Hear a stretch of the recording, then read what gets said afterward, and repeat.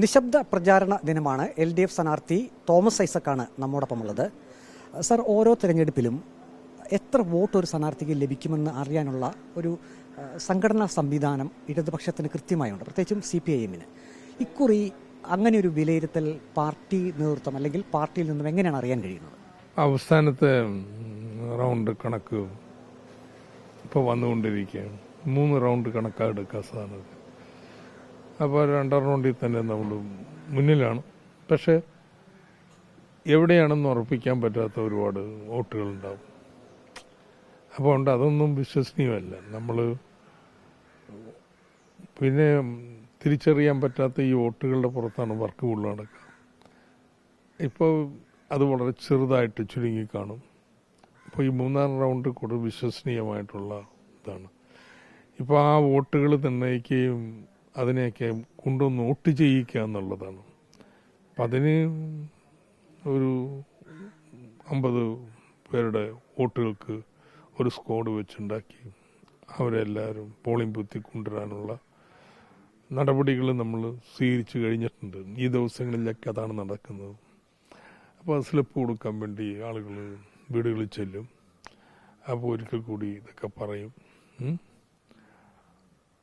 അപ്പം ആ യന്ത്രമുണ്ട്, ഒരു വിലയിരുത്തൽ ഉണ്ടാവാറുണ്ട്. നേരത്തെ ഈ വിലയിരുത്തലും വളരെ കൃത്യത ഉണ്ടാകുമായിരുന്നു, കുറഞ്ഞിട്ടുണ്ട്. അതിൻ്റെ കാരണം വെച്ച് കഴിഞ്ഞാൽ കേരളത്തിൽ ഈ ഇരുപക്ഷത്തും അങ്ങോട്ട് കക്ഷി ചേരാതെ നിൽക്കുന്നവരുടെ എണ്ണം കൂടിക്കൊണ്ടിരിക്കുകയാണ്. നേരത്തെ അങ്ങനെയല്ല, ഇടത് വലത് കൃത്യം അറിയാം. ഇപ്പം അങ്ങനെ പറയാൻ പറ്റില്ല. അത് NDA എന്ന് പറയാൻ കഴിയുമോ? NDA അല്ല, ഇടത്തരക്കാർ NDA അടക്കം എങ്ങോട്ട് പോകണമെന്ന് തീരുമാനിച്ചിട്ടില്ല, അവരിങ്ങനെ നിൽക്കുകയാണ്. നേരത്തെ ചെറിയൊരു ശതമാനം അങ്ങനെ വരുള്ളൂ. ഇപ്പോൾ അതിൻ്റെ ഇത് ഏറ്റവും കൂടുതലുള്ള മണ്ഡലങ്ങളിലൊന്നാണ് പത്തനംതിട്ട. ഇവിടുത്തെ ഇടത്തരക്കാർ അവർ അങ്ങനെ അങ്ങ് ഒരു പക്ഷം കൂടെ ചേർന്ന് അവസാനം വരെ നിൽക്കുന്ന കക്ഷികളല്ല, വലിയൊരു വിഭാഗമുണ്ട്. അപ്പം അതുകൊണ്ട് ഈ സംഘടനാ ശേഷിയുടെ കുറവുകൊണ്ട് മാത്രമല്ല, ഈ വോട്ടർമാരുടെ സ്വഭാവത്തിൽ വന്നുകൊണ്ടിരിക്കുന്ന ഈ മാറ്റവും ഇത്തരം വിലയിരുത്തലുകളെ പലപ്പോഴും അസാധുവാക്കാറുണ്ട്. ഇപ്പോൾ CPM-ൻ്റെ ഈ ചടുലമായിട്ടുള്ള ഈ സംഘടനാ സംവിധാനം അത് ഈ ലോക്സഭാ തെരഞ്ഞെടുപ്പിൽ, പ്രത്യേകിച്ച് പത്തനംതിട്ട പോലുള്ള ഒരു ലോക്സഭാ മണ്ഡലത്തിൽ LDF-ന് എത്ര അനുകൂല ഘടകമാകാൻ സാധ്യതയുണ്ട്? ഉണ്ടല്ലോ. ഇപ്പം ഞാൻ നോക്കൂ, ഞാനല്ല പ്രവർത്തിക്കുന്നത്. ഞാൻ ക്യാമ്പയിൻ്റെ മുന്നിൽ നിൽക്കുന്നു, പോകുന്നു. പക്ഷെ ഇത് മുഴുവൻ മാനേജ് ചെയ്യുന്നത് മണ്ഡലം കമ്മിറ്റികളല്ലേ. ഇപ്പോൾ സ്ഥാനാർത്ഥി എന്നതിൽ ഞാൻ പണം സമാഹരിച്ചുകൊണ്ട് നടത്തുന്നത് എല്ലാ കമ്മിറ്റികളല്ലേ ചെയ്യുന്നത്. CPM-ൻ്റെ പ്രത്യേകത അതാണ്. പാർട്ടിയാണ് ഈ ക്യാമ്പയിനും കാര്യങ്ങളും നടത്തിക്കൊണ്ടുപോകുന്ന. സ്ഥാനാർത്ഥി അവർ പറയുന്നതനുസരിച്ച് കാര്യങ്ങൾ ചെയ്യുക എന്നുള്ളതാണ്. കാര്യങ്ങൾ അങ്ങനെയാണെങ്കിൽ പോലും കഴിഞ്ഞ കുറച്ച് നാളുകൾക്ക് മുമ്പ്, അല്ലെങ്കിൽ തെരഞ്ഞെടുപ്പ് പ്രചാരണം വളരെ ഊർജിതമായി നടക്കുന്ന സമയത്ത് തന്നെ പത്തനംതിട്ടയിൽ CPM-ൻ്റെ ഈ സംഘടനാ സംവിധാനത്തിൽ ചില പാളിച്ചകൾ വന്നു എന്ന് ചില വാർത്തകൾ പുറത്തു വന്നിരുന്നു. പ്രത്യേകിച്ചും CPM-ൻ്റെ ജില്ലാ സെക്രട്ടേറിയറ്റ് യോഗത്തിലൊക്കെ പരസ്പരം 2 നേതാക്കൾ വാക്കുതർക്കവും അവസാനം കയ്യങ്കളിയിലൊക്കെ എത്തി എന്ന രീതിയിലുള്ള വാർത്തകൾ, അത്തരത്തിലുള്ള വാർത്തകൾ പുറത്തു വന്നിരുന്നു. അങ്ങനെയുള്ള ചില പ്രശ്നങ്ങൾ താങ്കളുടെ വിജയത്തെ ദോഷകരമായി ബാധിക്കുമോ? അത് പാർട്ടി സെക്രട്ടറിയും ബന്ധപ്പെട്ട ആളുകളും എല്ലാം, സെക്രട്ടേറിയറ്റ് മെമ്പേഴ്സും എല്ലാം ചേർന്ന് പത്രസമ്മേളനം നടത്തി ശുദ്ധ അസംബന്ധമാണെന്നും ആരോ ചിലർ ഇങ്ങനെ ഒരു വാർത്ത സൃഷ്ടിക്കാൻ വേണ്ടി ശ്രമിച്ചിട്ടുണ്ട്. അതിനപ്പുറം യാതൊരു അടിസ്ഥാനവും ഇല്ലാത്ത കാര്യങ്ങളാണ് എന്നും പറഞ്ഞിട്ടുണ്ട്. എനിക്ക് ഇന്നേ വരെ ഈ തെരഞ്ഞെടുപ്പ് ക്യാമ്പയിനിൽ അങ്ങനെ എന്തെങ്കിലും വിഭാഗീയമായിട്ടുള്ള ഒരു നീക്കോ ചലനോ ഉണ്ടായിട്ട് എനിക്ക് ബോധ്യപ്പെട്ടിട്ടില്ല. പത്തനംതിട്ട രീതിയുണ്ട്, ആലപ്പുഴ പോലെയാവില്ല. ആലപ്പുഴയിൽ നിന്ന് വ്യത്യസ്തമാണ് ശൈലിയും പ്രവർത്തനവും. പക്ഷെ ആ രീതിയിൽ തന്നെ കാര്യങ്ങൾ നന്നായിട്ട് പോകുന്നു, ഒരു കുഴപ്പമില്ല. UDF പലപ്പോഴും താങ്കൾക്കെതിരെ പല വിഷയങ്ങളിൽ ആരോപണങ്ങൾ ഉന്നയിച്ചിരുന്നു ഈ തെരഞ്ഞെടുപ്പ് പ്രചാരണ രംഗത്ത്. ഏറ്റവും ഒടുവിൽ UDF-ൻ്റെ ആരോപണം എന്നുള്ളത് CPIM-ൻ്റെ നേതൃത്വത്തിൽ ഈ തെരഞ്ഞെടുപ്പിൽ കള്ളവോട്ട് ചെയ്യാനുള്ള ശ്രമം നടക്കും, വ്യാജ തിരിച്ചറിയൽ കാർഡുകൾ നിർമ്മിക്കുന്നുണ്ട്. പ്രത്യേക പരിശീലനം തന്നെ അണികൾക്ക് കള്ളവോട്ട് ചെയ്യാൻ കൊടുക്കുന്നുണ്ട്. ഇന്നിപ്പോൾ ആ ഒരു വിഷയത്തിൽ UDF സ്ഥാനാർത്ഥി ആന്റണി തന്നെ ഒരു പരസ്യ പ്രസ്താവനയുമായി ഒരു വലിയ ആരോപണം തന്നെ LDFനെതിരെ ഉന്നയിച്ചിരിക്കുന്നു. തെരഞ്ഞെടുപ്പ് ഉദ്യോഗസ്ഥർ അവർ എവിടെയാണ് ഡ്യൂട്ടി എന്നുള്ളത് സംബന്ധിച്ചുള്ള വിശദാംശങ്ങൾ നേരത്തെ CPIM അനുകൂല സംഘടന പുറത്തുവിട്ടിരിക്കുന്നു. അതുകൊണ്ട് ഉദ്യോഗസ്ഥർക്ക് അറിയാം താൻ ഇന്നിടത്താണ് ഡ്യൂട്ടി ചെയ്യാൻ പോകുന്നത്. സ്വാഭാവികമായും CPIMൻ്റെ പ്രാദേശിക നേതൃത്വത്തിനോ അല്ലെങ്കിൽ ജില്ലാ നേതൃത്വത്തിനോ ആ ഉദ്യോഗസ്ഥരെ സ്വാധീനിക്കാൻ കഴിയും എന്നൊരു ആരോപണമാണ് UDF സ്ഥാനാർത്ഥി ഉന്നയിച്ചിരിക്കുന്നത്. ഈ കള്ള വോട്ടും വ്യാജ തിരിച്ചറിയൽ കാർഡുമൊക്കെ ഉണ്ടാക്കുന്നതിൽ ഏറ്റവും പ്രഗത്ഭര് യൂത്ത് കോൺഗ്രസ്സുകാരാണെന്ന് അവിടെ സംഘടനാ തെരഞ്ഞെടുപ്പ് തെളിയിച്ചിട്ടുള്ളതാണ് കേട്ടോ. അതിൽ നേതാക്കന്മാർ തന്നെയാണ് ഇതിൽ ഏറ്റവും പുതിക്കൂട്ടി നിൽക്കുന്നവർ. എന്തിനാ ആ പട്ടമൊക്കെ ഞങ്ങൾക്ക് ചേർത്ത് തരണമെന്ന് എനിക്കറിയത്തില്ല. ഇതിൻ്റെ ഒന്നും ആവശ്യമില്ല. LDFനോട് ജയിക്കാൻ നല്ല രീതിയിൽ ജയിക്കാൻ പോവുകയാണ്. ഇനി എന്തെങ്കിലും കൃത്യമായ ആക്ഷേപം ഉണ്ടെങ്കിൽ തെരഞ്ഞെടുപ്പ് കമ്മീഷന് കൊടുക്കട്ടെ എന്ന്. അതിനെന്താ തടസ്സമുള്ളത്? ഒക്കെ കർശനമായിട്ട് തടയേണ്ട കാര്യം തന്നെയാണ്. വല്ലതും ഉണ്ടെങ്കിൽ അങ്ങനെ ഒന്നുമില്ല. ഇത് വെറും പരാജയ ഭീതിയിൽ നിന്ന് തോൽവി ഉറപ്പാണ്. അപ്പം ഇപ്പോഴും മുൻകൂർ ജാമ്യം എടുത്തുകൊണ്ടിരിക്കുകയാണ്. ഇതൊക്കെ മനുഷ്യന്മാർക്ക് മനസ്സിലാവും. ഈ നമ്മുടെ ഇവിടെയൊക്കെ കേരളത്തിൽ ഇവിടെ ഒന്നും ഇങ്ങനെ ഈ പറയുന്ന രീതിയിലൊന്നും സംഘടിതമായിട്ട് കള്ളവോട്ട് നടത്താൻ ആർക്കും കഴിയില്ല. LDFും കഴിയില്ല, UDFും കഴിയില്ല, സമ്മതിക്കത്തില്ല. അതിനുള്ള ജാഗ്രതയൊക്കെ ഉണ്ടെന്ന്. അപ്പോൾ ഇതൊക്കെ വെറുതെ പറഞ്ഞുണ്ടാക്കുന്ന കാര്യങ്ങളാണ്. NDA സ്ഥാനാർത്ഥി അനിൽ ആന്റണി കഴിഞ്ഞ ദിവസം ബിലീവേഴ്സ് ഈസ്റ്റേൺ ചർച്ചിൻ്റെ പിന്തുണ തനിക്കുണ്ട് എന്ന് അവകാശപ്പെടുകയുണ്ടായി. അദ്ദേഹം അവിടെ ആസ്ഥാനം സന്ദർശിച്ചിരുന്നു. വൈദികരൊക്കെ അദ്ദേഹത്തെ കണ്ടിരുന്നു. ഈ ക്രിസ്ത്യൻ വിഭാഗത്തിൻ്റെ വോട്ടുകൾ ഇക്കുറി BJPയിലേക്ക് പോകാനുള്ളൊരു സാധ്യത LDF കാണുന്നുണ്ടോ? ഇല്ല. ഞാനും പോയിരുന്നു. എനിക്കും എത്രയോ ബിഷപ്പ്മാർ അവരുടെ ഇടയിൽ നേരിട്ടറിയാം. അപ്പോൾ മെട്രോപൊളിറ്റൻ യോഹന്നാനും നമ്മൾ പരിചയമുണ്ട്. നേരത്തെ നമ്മൾ നന്നായിട്ട് സ്വീകരിച്ചിരിക്കുന്നത് എഴുതി വച്ചിട്ട് ഞാൻ ബിലീവേഴ്സ് ചർച്ച് എന്നോടൊപ്പം എന്നും പറഞ്ഞ് ഞാൻ പ്രസ്താവന നടത്തി നടക്കുന്നത് എത്ര ബോറാണ്. അതിൻ്റെ അനൗചിത്യം ഇദ്ദേഹത്തിന് മനസ്സിലായിട്ടില്ല, സ്ഥാനാർത്ഥിക്ക് മനസ്സിലായിട്ടില്ല. ഏതായാലും അദ്ദേഹമല്ലേ പറഞ്ഞുള്ളൂ. ബിലീവേഴ്സ് ചർച്ച് പ്രസ്താവന ഇറക്കിയിട്ടില്ലല്ലോ. ഈ കക്ഷിക്ക് ഇതിനുള്ള പക്വതയായിട്ടില്ല. കാര്യങ്ങൾ മനസ്സിലാക്കാനും ഒക്കെ റീഡ് ചെയ്യാനും ഒക്കെ. എനിക്ക് തോന്നുന്നില്ല കേരളത്തിലെ ഏതെങ്കിലും സഭ ഔദ്യോഗികമായിട്ട് ഏതെങ്കിലും സ്ഥാനാർത്ഥിക്ക് പിന്തുണ കൊടുക്കുന്നു. അവർ ചില നിലപാടുകൾ കാര്യങ്ങൾ പറയുന്നു. പണ്ടുണ്ടായിരുന്നു കമ്മ്യൂണിസ്റ്റ് വിരുദ്ധത, ഇന്ന് അതില്ല. നിലപാട് പറയും, അതിലെ സഭാംഗങ്ങൾ അതിൻ്റെ അടിസ്ഥാനത്തിൽ അവർക്ക് ഇഷ്ടമുള്ളവർക്ക് വോട്ട് ചെയ്യും.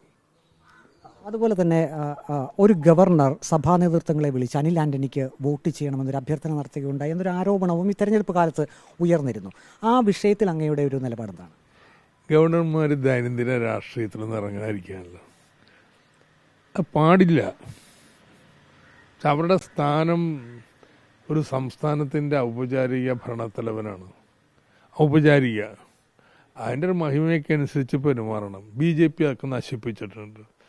ഗവർണർമാരെ സംസ്ഥാന സർക്കാരിനെതിരായിട്ടുള്ള ഉപജാപ കേന്ദ്രങ്ങളാക്കി അവർ മാറ്റിക്കൊണ്ടിരിക്കുകയാണ്. അപ്പോൾ ഇതിൻ്റെയൊക്കെ ഭാഗമായിട്ട് ഇങ്ങനെയൊക്കെ ചെയ്തിട്ടുണ്ടെങ്കിൽ അതിലെനിക്ക് അത്ഭുതമൊന്നുമില്ല. പക്ഷെ അതൊന്നും കൊണ്ട് ഇനി ഗവർണർ പറഞ്ഞെന്ന് പറഞ്ഞാൽ ആരെങ്കിലും ഇവിടെ വോട്ട് ചെയ്യൂ. ഈ ഗവർണർമാരെന്താ ചിന്തിച്ച്? അത് രാഷ്ട്രീയ നിലപാടിൻ്റെ അടിസ്ഥാനത്തിലല്ലേ എന്ന്. അപ്പോൾ അതിലൊന്നും വലിയ ആശങ്കയൊന്നുമില്ല. ഇനി ഏതെങ്കിലും ഗവർണർ പ്രണയം പറഞ്ഞോട്ടെ. ഇപ്പം ഈ നിശബ്ദ പ്രചാരണ ദിനം എങ്ങനെ വിനിയോഗിക്കാനാണ്? ഞാൻ ഇരുന്ന് ഇന്നലെ മുതൽ ഫോൺ ചെയ്തുകൊണ്ടിരിക്കുന്നു. ഇന്നലെ ഒരു പരിപാടി, ഇവിടെ കശുവണ്ടി ഫാക്ടറി ഉണ്ട്. അന്ന് നോട്ട് നിരോധിച്ച് കഴിഞ്ഞപ്പോഴേ 3 മാസം ഇവിടെ കൂലി കിട്ടിയില്ല. കൂലി കൊടുക്കാൻ കാശ് കിട്ടുന്നില്ല ബാങ്കിൽ നിന്ന്. അതറിഞ്ഞിട്ട് ഞാനിവിടെ വന്നു. അപ്പോൾ എന്നിട്ട് പ്രത്യേകമായിട്ട് ട്രഷറി വഴി കൊടുക്കുന്നതിന് വളരെ ഏർപ്പാടുമൊക്കെ ഉണ്ടാക്കി വലിയ സമരമായിരുന്നു. ഞാനിവിടെ വന്നു. അപ്പോൾ അവിടുത്തെ തൊഴിലാളികൾ ഒരു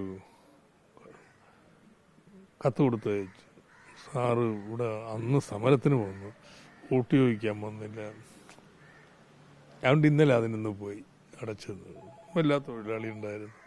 അതല്ലെങ്കിൽ ഇന്നലെ പിന്നെ കലാശ്കോട്ടിന് പോയി. ഇന്നലെ ഇന്നും ഫോണാണ്. തികഞ്ഞ വിജയപ്രതീക്ഷയിൽ തന്നെയാണ്. എനിക്ക് യാതൊരു സംശയമില്ല. സാറിന് ഞാനെങ്ങനെ ആലപ്പുഴയിൽ കംഫർട്ടബിളാണോ അതുപോലെ തന്നെ കൂൾ. ഒരു തെരഞ്ഞെടുപ്പിലും ഇതുവരെ തോറ്റിട്ടില്ല എന്നൊരു റെക്കോർഡ് കൂടി ഉണ്ട് അങ്ങേക്ക്. അതെ അതെ അതെ അതെ. അതുകൊണ്ടാണ്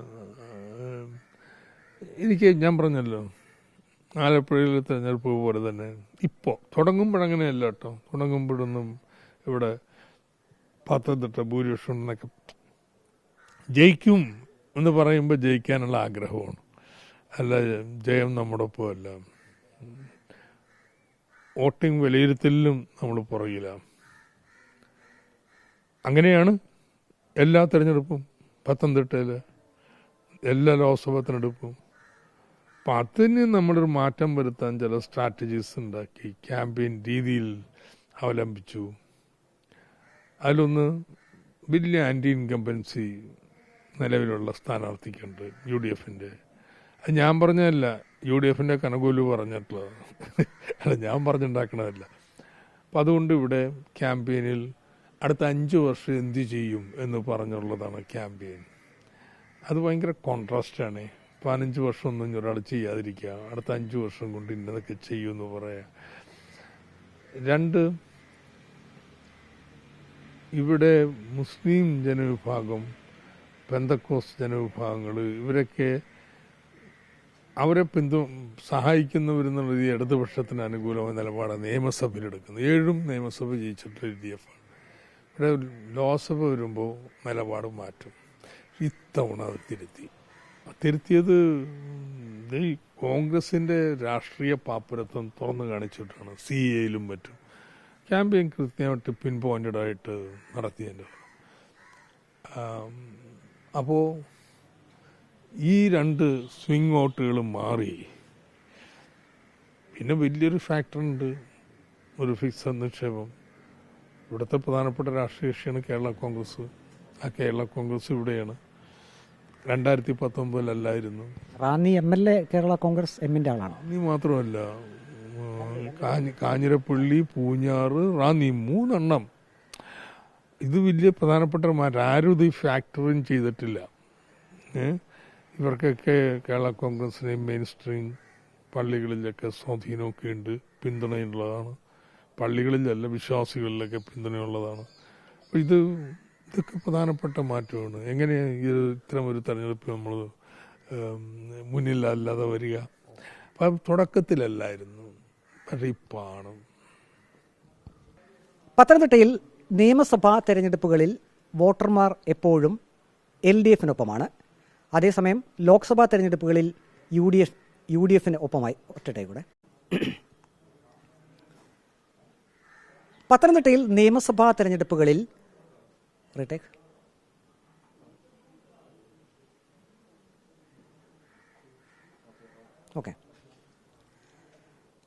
പത്തനംതിട്ടയിൽ നിയമസഭാ തെരഞ്ഞെടുപ്പുകളിൽ എപ്പോഴും വോട്ടർമാർ LDFനൊപ്പമാണ്. അതേസമയം ലോക്സഭാ തെരഞ്ഞെടുപ്പിൽ UDFനൊപ്പം. ഇക്കുറി ലോക്സഭാ തെരഞ്ഞെടുപ്പിൽ വോട്ടർമാർ LDFനൊപ്പമായിരിക്കുമെന്നാണ് ഡോക്ടർ തോമസ് ഐസക് പറയുന്നത്. വിജയത്തിൽ കുറഞ്ഞൊന്നും താൻ പ്രതീക്ഷിക്കുന്നില്ലെന്നും LDF സ്ഥാനാർത്ഥി വ്യക്തമാക്കുന്നു. വീഡിയോ ജേർണലിസ്റ്റ് അജി കുടുംബനൊപ്പം reporter Praveen Purushothaman. In reporter, Pathanamthitta.